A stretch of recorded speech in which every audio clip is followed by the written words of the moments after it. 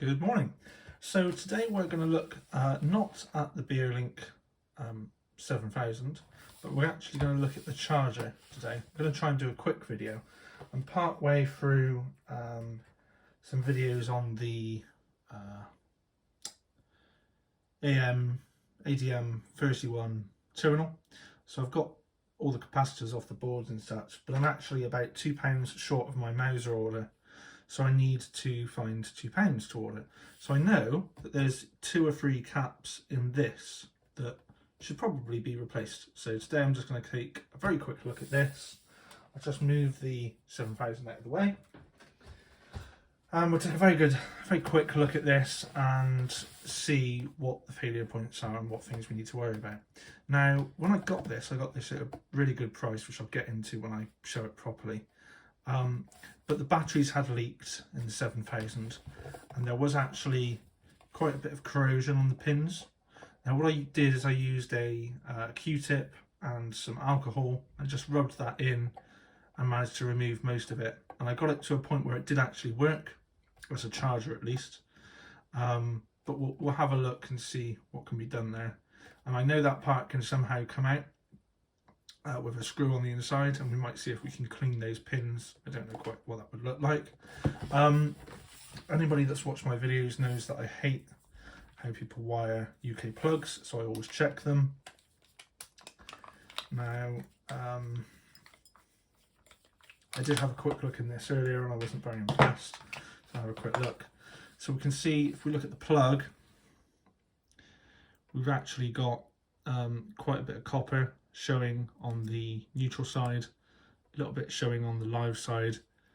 We've got a 13 amp fuse, which this device clearly says uses 500 milliamps at 9 volts. So I'll do the maths and pop it on the screen, but I find it hard to believe that it needs a 13 amp fuse. And also look at the cable hold down on that. You can see where it should be, or where it was, and the whole cable is slipped out. It's the black jacket should be appearing above that, so not hugely impressed. So we'll redo that and I'll show that. With the plug issues out of the way, let's have a quick look at the bottom. I don't know if the screwdriver is going to work. Maybe, yes, maybe not. Yes, so there's 3 Phillips crosshead screws, so I'm just going to try and pop those out.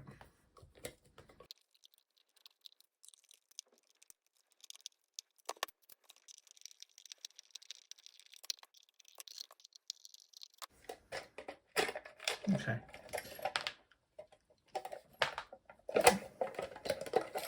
There you go. So you can see that's the 3 screws have fallen out there. I'm just going to have a look. So this cable, I think it's on a removable ribbon, which makes perfect sense. So we're just going to try and clip that. Yeah, okay. So it's probably keyed in some way. Yes, it is. It's keyed on the sides. See if I can just get the right angle on that.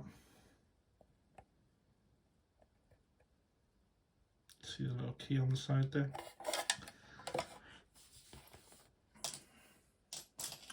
So there's not much to it. You've got I would say some rather weak looking. Oh, I see, the screw probably goes, yeah, that's a shame. Okay, yeah, so the screw goes through the red and actually goes into the grey to screw in, but I don't know if you can see it. I'd have to plug the light in, bear with me. When I took this apart, I did hear some cracking, and I wasn't forceful with it, but I did hear what sounded like plastic cracking, and you can see just there like a white mark, and it's the same on that one, I suspect. The back one doesn't actually look too bad, but there's starting of plastic failure, so Just something to bear in mind there. And then I'll just have a look, see what this label is. If that's of interest to anybody. Hopefully they can see that, sort of. Cool. And like I say, there is a little screw down in there, so we'll have a look at that in a moment. When it comes to the base, let's have a look. What have we got? We've got some quite nice strain relief on the power cable there. It's quite nice how it goes under the board, up, and then soldered in. We've got what looks to be, a little fuse. That's interesting. I'm not sure I've seen one like that before. Very dusty. A little canned fuse there. It's quite nice. And we've got a couple of diodes, which of course you could check, and a small electrolytic and an axial electrolytic. Got a little transistor type device there that's clipped to the heatsink. And then obviously the baby transformer. The style is very similar to the transformer found in the Penta amplifiers, but then it is a similar vintage. To quickly show you how to test the diodes, what we'll do is we'll just bring the multimeter in, and what you want to do is you want to set it to the diode setting, which you can see there at the top of the screen. And with your leads, diodes usually read only in one direction. Now if I do this back one, see what this says. See how it says out of limits on the screen, so it's not reading in that direction. And then if we go in the other direction, 526, so we've got a voltage drop there. This one, 526, 53635, 535. So all the voltage drops look correct. These ones do actually read in the other direction, which is a bit strange, but it could be something else in the circuit. It could be some of the windings that we're reading. So what you want to look for is you want to look for the voltage drops in the other direction. So that's how you would quickly test a diode. So what we'll do is we'll have a little look here, and we obviously want to remove this board. Now at a glance it looks like it's only the two screws that hold the transformer casing down that's holding the entire board down. So just see.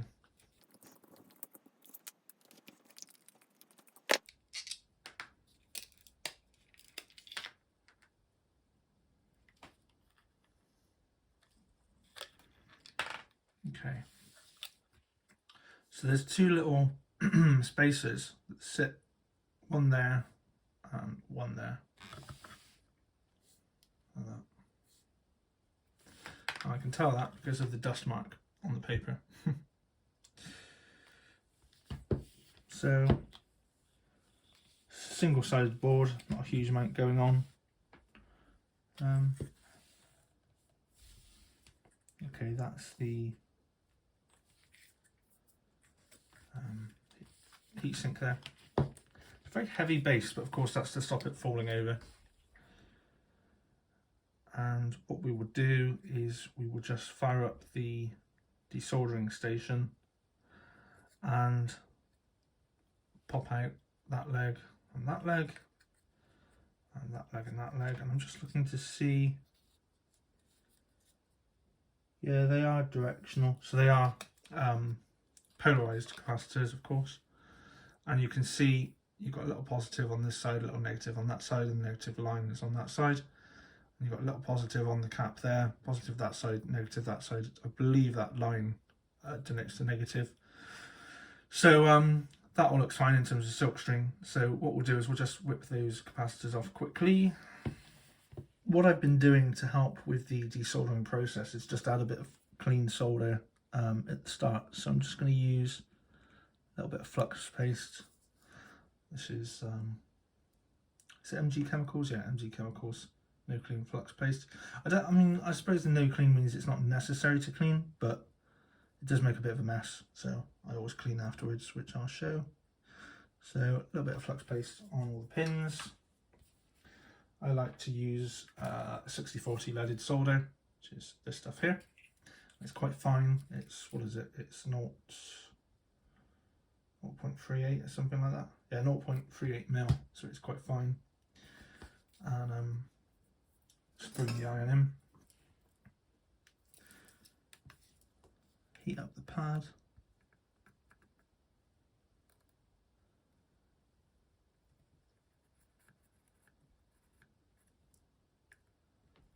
Add a bit of clean, fresh solder.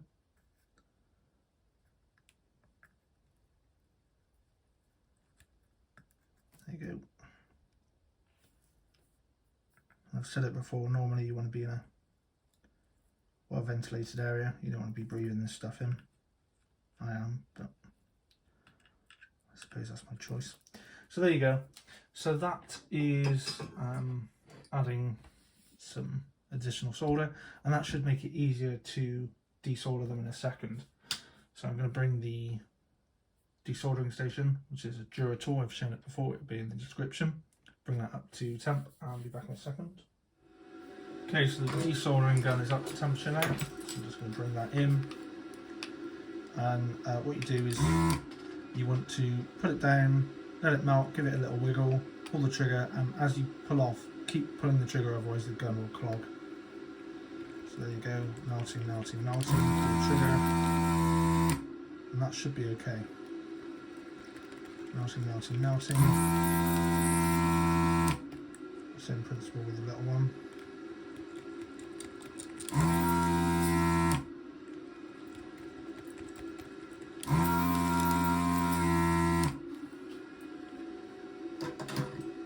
So that should be all we need. We'll try the small one first. There you go, just came straight out.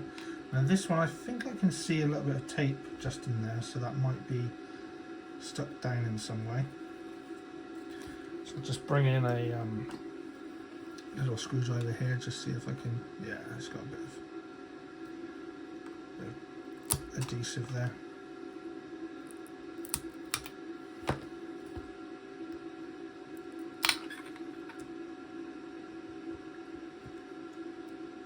I'm thinking that was just me, so that's fine. And we'll take that off, or get that off. That should just come off. Yeah, there we go. Turn that off now. There we go. Now, you can see, or perhaps you can't, I don't know. But you might be able to see, yeah, in the light. See there's reflections around this. So I don't know if that's been leaking. I've got just a dribble of alcohol left in the glass, so we'll just have a little look. Could be that that's just been leaking ever so slightly. Or it could be that that was flux from the factory, perhaps.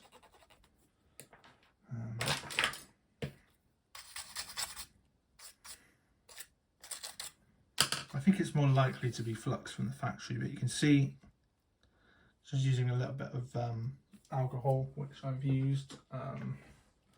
This, which was just an Amazon purchase, it's 99.9, and that's got that off perfectly fine. So on this other side now, obviously it's quite fluxy from what we've done, so we will go over that with some alcohol, clean that up. We'll do that now.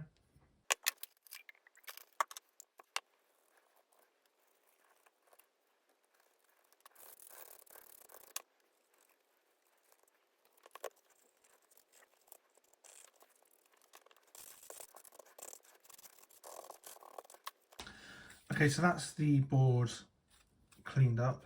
There's a little bit of dust just on the back of that fuse.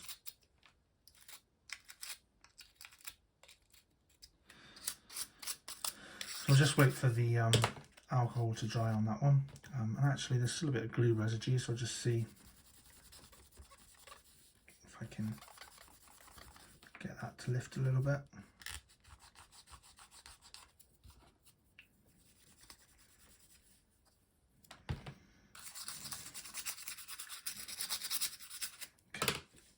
So that should be fine. And what we'll do as well is I'll bring the scope in and we'll have a quick look at some of the key points. Obviously the solder points for the cables, anything that could potentially get hot. So that little transistor, we'll check the legs on that for cracking. And other than that, the diodes, of course, and the connector could be a failure point, so we'll check the pins on that. But other than that, there's not a huge amount going on. There is some small surface mount components on this side.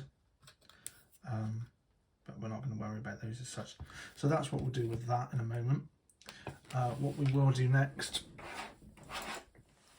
is just have a quick go at testing these capacitors. Like I say, at first glance it looks fine. It's a Philips branded capacitor there, which is quite nice. And it's, what is it? It's a 1000 microfarad, 25 volt, M tolerance 20%. So it's fairly typical, I suppose. Just see on the old tester what this one comes in at.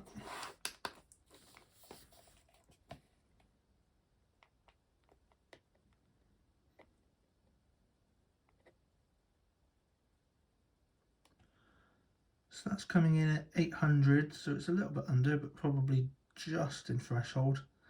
0.16 ohms ESR, 1% VLOS, so it's not too bad. Obviously I'm going to replace it. It's not going to cost me anything really to replace it, £1 or something. But it's not too bad, which is good considering its age. You know, it's better than most. So let's have a look. See with the smaller one, what are we expecting on this? 4.7 microfarads. Okay. Yeah, 4.6.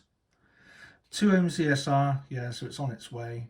0.5% VLOS is quite good, but the ESR is quite high. Now it could be due to the size and the age of this, that they didn't have that great ESRs when they were new. Because it is only an 85-degree cap. I don't know if this one says the... doesn't say it on the axial, but yeah, there we go. So that's how you would test the capacitors. This is going to be in the link description, links, whatever you want to call it. So I will bring the scope in and we'll have a quick look at the solder joints on the actual board.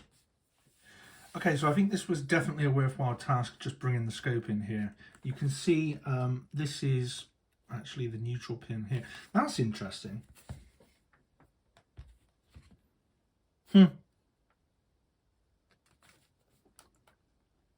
The fuse is on the neutral wire. That doesn't, well, in our terms, that doesn't make a lot of sense. Usually you would always fuse the live wire, but oh well. I suppose when these were in Europe, it didn't matter if it was on a 2-pin plug, because it was not directional. But on in our world, we would have fused it the other way around. But anyway, so yeah, I think this is worthwhile. You can see these 2 pins here are the fuse, and you can see a sort of visible crack, like a dome, like there's a dome of the leg, and then there's the body, and depending on which angle you're at, let me see if I can just... Some angles it looks really bad. Let me just see if I can get... Yeah, there you go. You can see a visible difference. So I would say there is some cracking on that, which you would want to fix. The cable entry point, a little bit thin on the ground on the solder there really, but it's not cracking as such. Let's have a look at the other one. Again, a little bit thin on the ground, but it's not cracking. Let's have a look at that leg.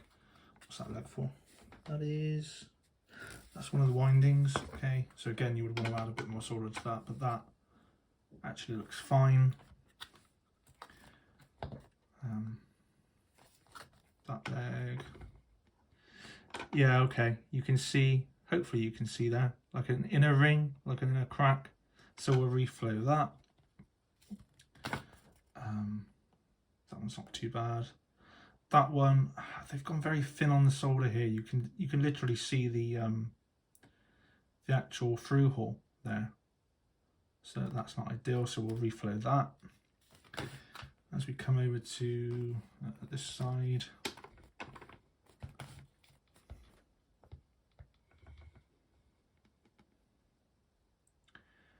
Again, not a lot of solder there, so I'll be adding to that.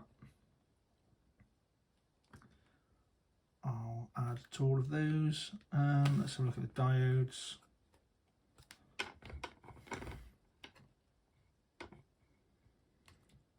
Yeah, you can imagine that could easily crack. That's just not a huge amount of solder to be holding. I'm trying to see if I can get that to focus a bit better.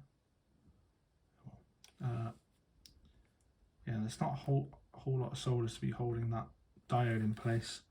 And the only other thing I really wanted to check was the transistor on this side, so I'll have a quick look. Well, there they are.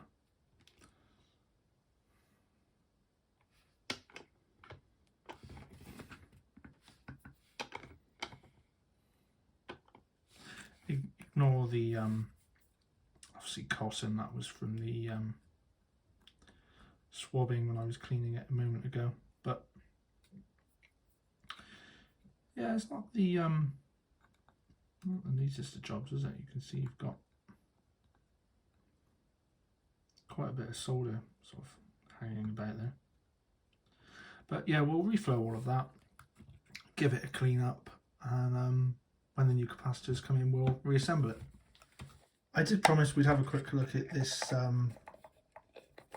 the actual connector. So we'll take this little screw out and see what we find here.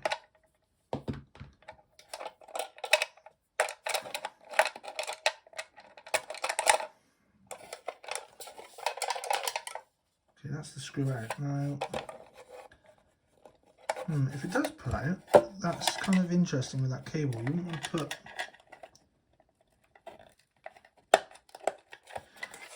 to put excessive force on the cable, really. That's a bit of a bad design. I don't quite understand that.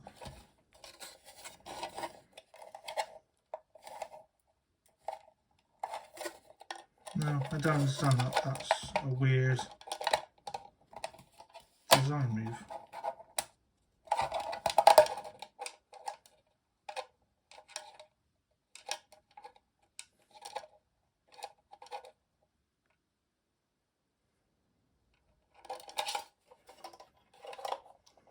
I'm guessing once it's in, but we can pull it out at least to look at the pins,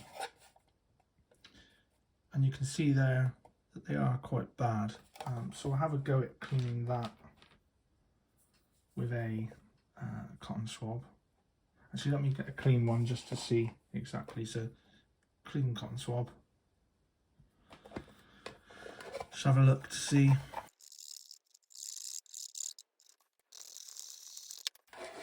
Okay, so it wasn't actually too bad. It's swabbed quite clean, and I suspect that's because, like I say, I've cleaned it before. But yeah, not the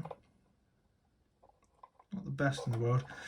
It would be nice to be able to take them out and obviously re-tin them, or replate them.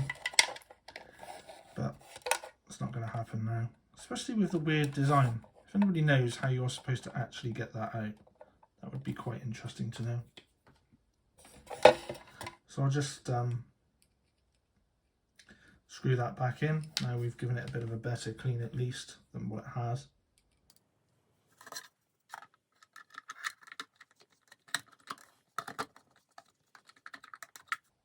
Whenever you're screwing into plastic, you never want to over tighten it. You just want to get it where it's supposed to be and leave it at that.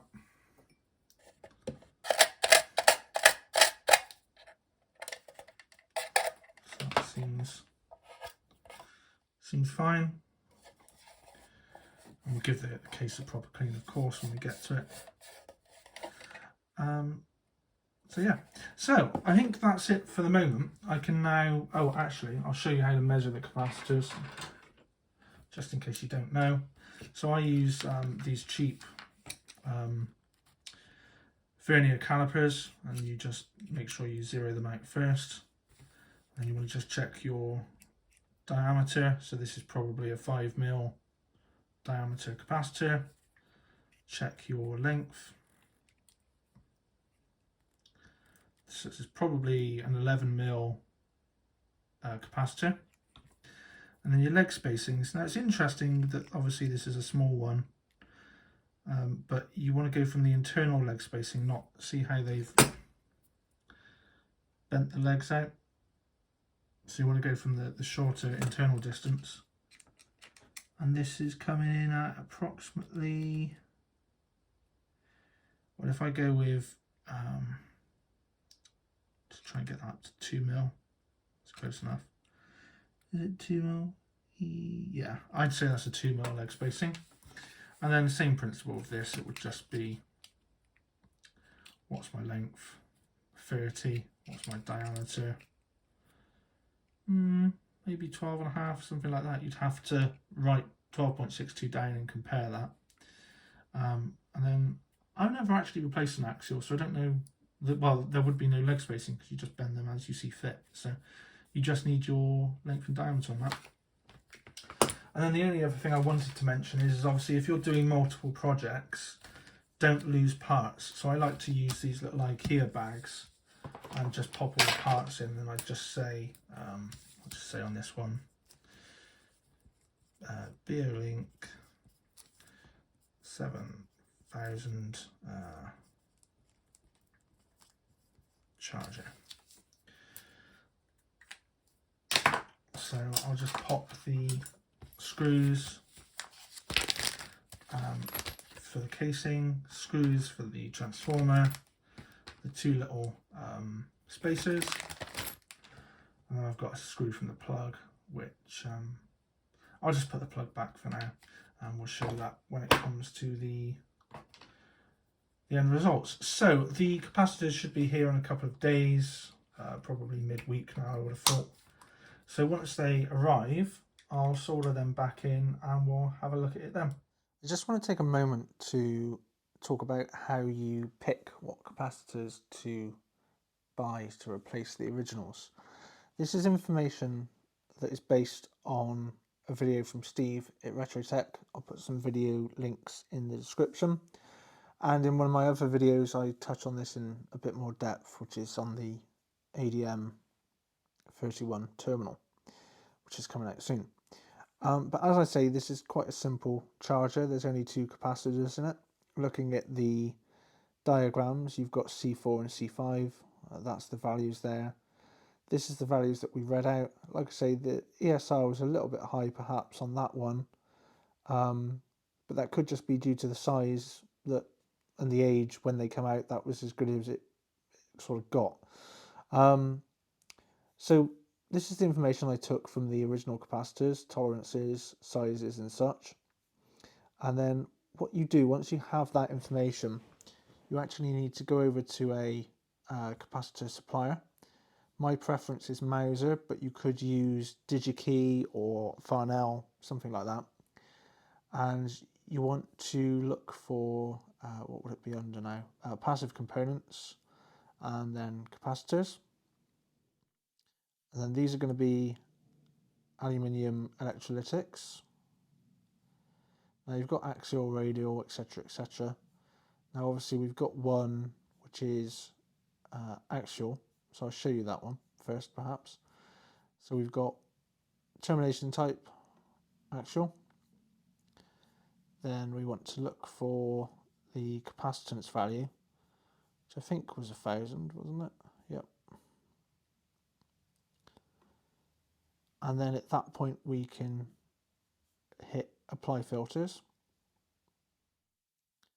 Then we're going to come down, we're going to click in stock and apply. And then we're going to have a look. So the original was a 25 volt capacitor.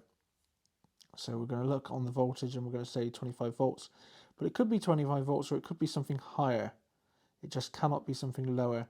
So I've just clicked the more than button to auto populate that.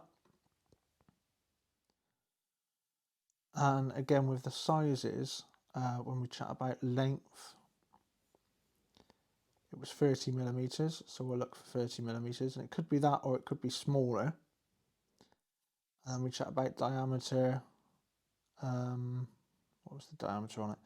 12.6 approximately. It's got 12.5, 12.95, so it's probably 12.5 or less. Let's have a look at that. And then we would have a look to see what capacitors are available. Now you can see here, slight spoilers, previous purchase, so I'm doing this after purchase, and that's the one that I picked. So it proves that the system's worked because it's brought up the same capacitor. So let's have a quick look at that. And we can see that's approximately £2.90, that's fine. We can see that all looks fine. Tolerance is 20%, which is what we need. Operating temperature, always go for 105 degrees or higher. 85-degree caps are a bit old-fashioned now, and they will eventually fail sooner than one that's built for a higher temperature rating. Nice life hour on this, 10,000 hour. So that looks like a good capacitor, a good fit. So that's the one I picked. Same principle with the standard radial. Sorry, so I've just had to re-record this because I did it wrong. So we're going to look for a radial this time. I'm going to go to the capacitance and we're going to pick 4.7 UF, which is the microfarads. And it's 25 volt or higher. And we want 105 degrees or higher. We want a diameter of 5 or less. We want a length, lead spacing of 2. I'm going to click in stock and apply, just to populate that down. Okay, so yeah, we've got a length of 11 or less, which is fine.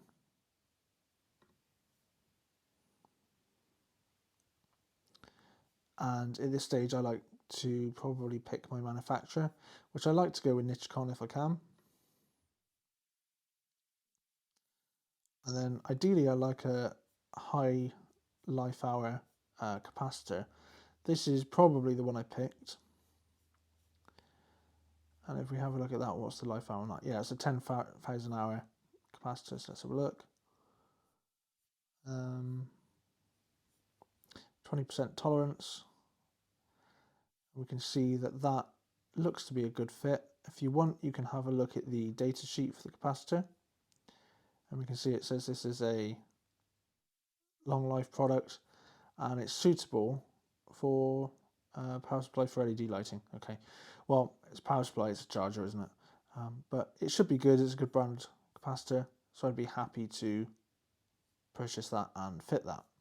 So that is how you pick your capacitors. So what you see on the screen now is a photograph of the two capacitors soldered in and the board fitted back to the base. Unfortunately, I did record the soldering, the cleaning, the reflow of all of the different pads that we spoke about earlier. I thought I recorded all of that, and it was only when I'd finished the entire process I glanced at the phone on the tripod and realised that I'd never hit record. So that was a complete waste of time. So there was no point in me obviously desoldering it and starting again. I mean, that's absolutely crazy. So I do apologise, but unfortunately that's a photo of the capacitors in. The charger has now been reassembled. I will show the video part of the plug shortly, and then we'll move on to the final does it work, plugging it in and making sure it charges the BeoLink 7000. So I just wanted to take a quick opportunity to actually show what my issue was with the plug again. So the plug is fine, it's a modern shrouded keyed plug, but the wires, the way that they're connected, are way too much neutral showing there. A little bit of live, but also the live is a little bit long. Do you see how it's poking out the other side, making it sort of uneven on the holder? And also, like I say, the actual cable, if we look, you can see, in fact, yeah, there you go. You can see I'm pulling on the neutral. The cable grip isn't even functioning. So whoever wired this up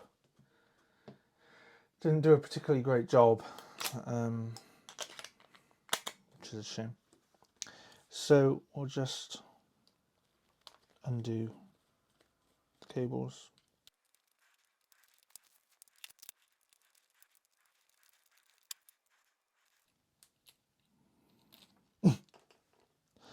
Okay, so yeah, that's pretty ridiculous. Way too much bare wire showing there. So I've got plenty of length on the cable, so I think I'm actually going to just start again on this one.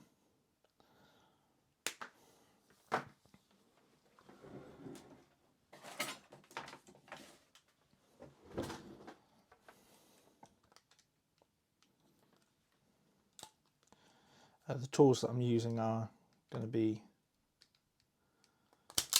in the description. Let's just get that sign there a bit better.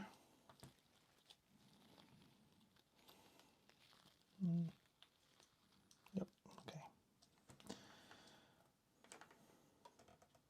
So what we'll try and do is we want to try and get the outer jacket of the cable much higher than the grip.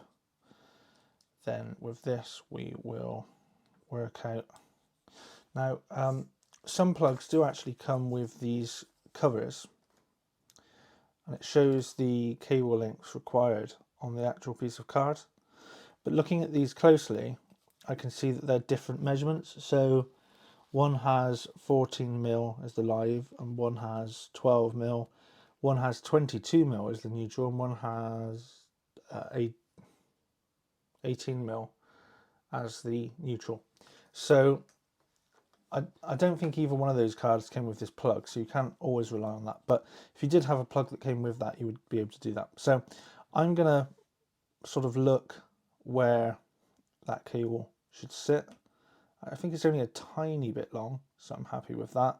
And then the live, of course, I would cut to size.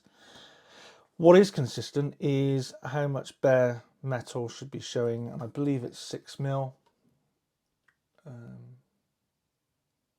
Yes. So I can measure that out, and I'll show you that bit in a moment.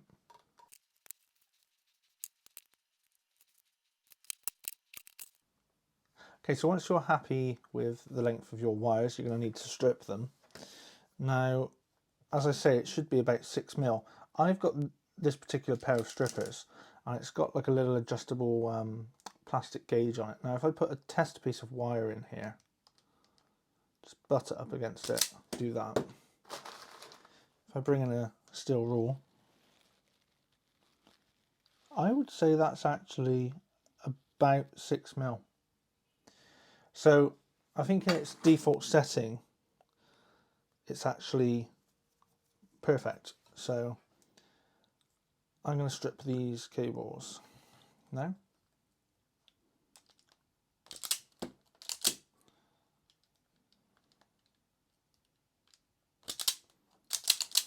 Okay. And then the next thing I like to do is, if you were to put that in now, your screw will be pushing down on some strands and not other strands, and you're not getting full contact. And if one strand was to snap because you've over tightened the screw, that sort of thing, you could end up with an intermittent, unreliable connection. So what I do is I put a little ferrule on it, and this is a little pot I got from Amazon. Now, there is no science really to getting the right size, so what I tend to do is pick one and then try and pop it on, and then just keep going smaller and smaller until you find one that just about fits and seems to do the job. So let me just try and do this now.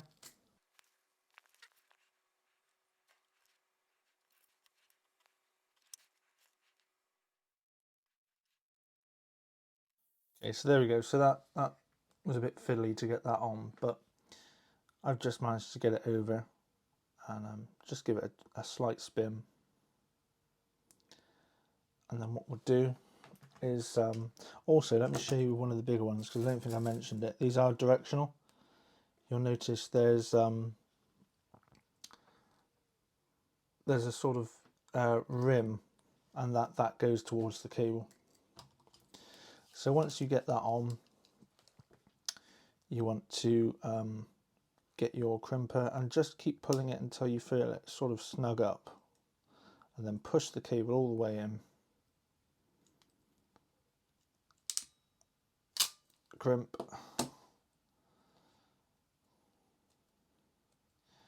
And we can see there we've got a nice crimp, and that doesn't pull off. Okay. And that would probably ordinarily be a tiny bit long, but we'll just quickly check, see. Yeah, so sticking out the top a little bit. So I might just cut the end section off. And then we'll just try that again. So it's a little bit shorter now. Yeah, I'm happy with that. So it will sit nicely within the connector. So I'll do the same with the neutral. Managed to get that one a bit quicker off camera there. So I'll just put it in, snug it up, push it all the way in. Crimp, and it'll be the same principle. I'll just cut the last nib off there. Just bring the cable grip out of the way. And just have to switch my screwdriver around.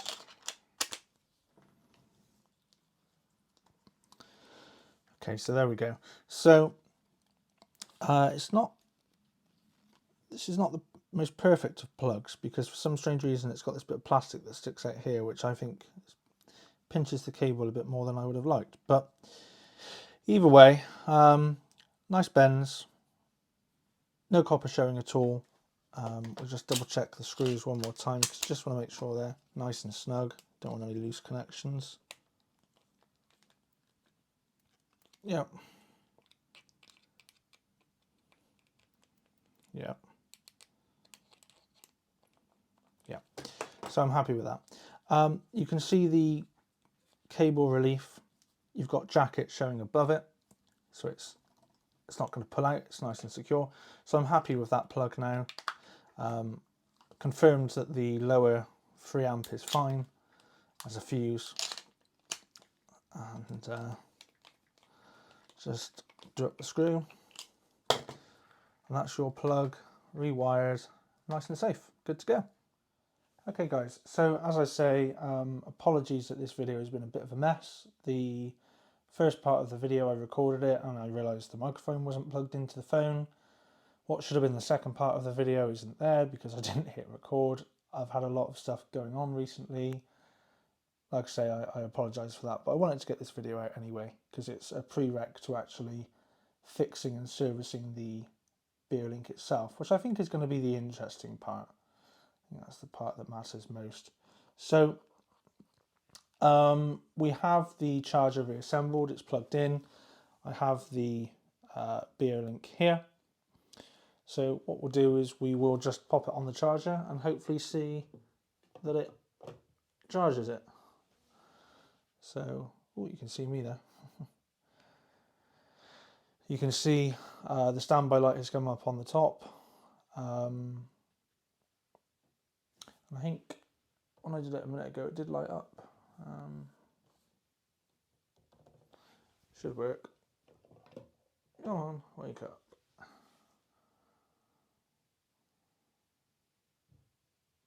There it goes.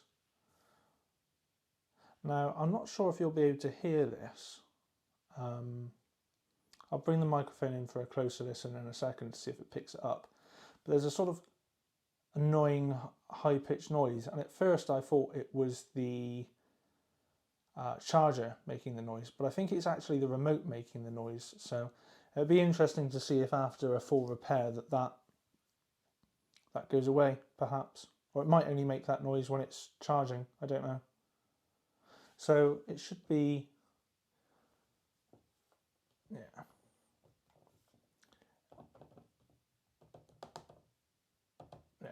Yeah, it's not in very good health at the moment, which is why which is why it needs to be rebuilt. But there you go, you can see it is charging of sorts, and that's how you rebuild the charger. If you've got any questions, let me know. If you can think of any improvements, I can think of a few, but if you can think of any improvements, drop me a message. Thanks.